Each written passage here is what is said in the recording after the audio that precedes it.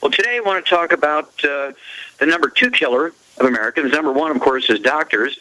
But let's look at number 2 killer, cardiovascular disease. We're talking about congestive heart failure, cardiomyopathy heart disease, coronary artery disease, thrombotic stroke, coronary thrombosis, pulmonary embolism, deep vein thrombosis, spider veins, varicose veins, hemorrhoids, which are varicose veins in a funny place, and aneurysms, which are rupture in your head, and aorta. All of these things are simple nutritional deficiencies, with the exception of coronary artery disease, which is a combination of a nutritional deficiency and a inflammatory process, because people are eating too many inflammatory foods. We'll get into that. But the rest of them are all nutritional deficiencies. None of them have anything to do with genetics. None of them have anything to do with cholesterol. Okay, so let's look at congestive heart failure. Congestive heart failure, and of course all these things are in the book Epigenetics, The Death of the Genetic Theory of Disease Transmission. Again, the book Epigenetics, The Death of the Genetic Theory of Disease Transmission. And congestive heart failure is a deficiency of a single vitamin. We've known that for over 300 years. It goes back to 1742. And it was actually discovered by a Japanese naval surgeon. You take this one extra vitamin on top of the 90 essential nutrients, and you're going to support and promote healthy cardiovascular physiology and function. And we've had people who run 27 prescription drugs. These people have been on the heart transplant list for 3 years, and guess what? Their doctors, after just a week on the program, took them off of 27 prescription drugs, took them off the heart transplant list, and declared them cured. Now, cardiomyopathy heart disease is a cause of sudden heart death in athletes and people do hard physical work. They want you to blame that on genetics, but cardiovascular disease, cardiomyopathy heart disease, hypertrophic cardiomyopathy heart disease is a simple deficiency of a single mineral. I'm the only guy who's ever done 1,700 autopsies in human beings that have died of cardiomyopathy heart disease, a deficiency of a single mineral, and it's published in both English and U.S. scientific journals, and Chinese and in Mandarin and Cantonese Chinese scientific journals. And then there's 1,700. It's a deficiency of a single mineral. In pigs, it's called cardiomyopathy heart disease. In humans, in pigs, it's called Mulberry heart disease, caused by the same mineral deficiency.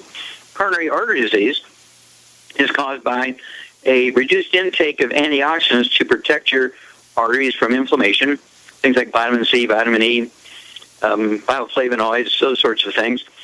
And then, of course, the inflammation piece, which comes from, and I said this in 1971, and it's just now being sort of 50 years later being said that by others that it's a inflammatory disease. Eating fried foods, processed meats, oils, things like gluten, wheat, barley, rye, and oats. Thrombosis. This is one of my 8 lawsuits against the FDA and federal court in which I prevailed. Thrombosis, coronary thrombosis, where you get a coronary artery blocked by a blood clot. Thrombotic stroke, where you get a brain artery clogged by a blood clot. Pulmonary embolism, and then, of course, deep vein thrombosis. These are all caused by a deficiency, an overt deficiency of omega-3 essential fatty acids, or a ratio problem between omega-3s, 6s, and 9s. And then spider veins, varicose veins, hemorrhoids, which are, again, varicose veins in a funny place, and aneurysms. Those are 3 venous diseases, and arterial disease, aneurysms, whether in your brain, your heart, or aorta, or pulmonary artery, or iliac arteries, femoral arteries, are just simple deficiencies of a single mineral. Okay? And these are easily reversed, easily prevented. All these diseases are easily prevented. They have nothing to do with genetics. So if you had everybody in your family die of cardiovascular disease, guess what? You get the book Epigenetics, contact your young people associate and say, hey, I need the Healthy Brain and Heart Pack.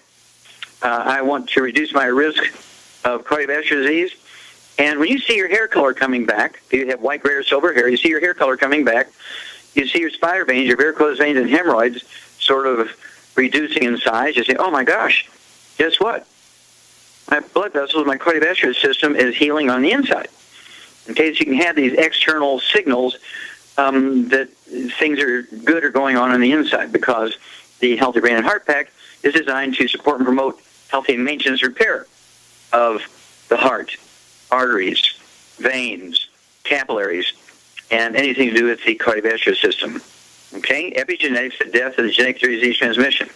Now, this research is based on billions of dollars of research in the livestock and pet industry, This is not something I'm making up and hoping and praying is true. This is drop-dead predictable. Okay, this is where these nutrients, these minerals, and these vitamins were proven to be essential nutrients by producing and reversing and preventing these diseases. So there's no doubt about it. And, of course, cardiologists make their living by treating you for these things rather than preventing and get rid of them. So if you're smart, like I think you are, because you're listening to this program, what you want to do is contact your young DV associate and get the book Epigenetics, The Death of the Genetic Theory of Disease Transmission. And you look up congestive heart failure, cardiomyopathy, heart disease, coronary artery disease, thrombosis, spider veins, varicose vein, hemorrhoids, and aneurysms, and you'll be amazed what you can do to reduce your risk of these things, prevent them, reverse them. Amazing.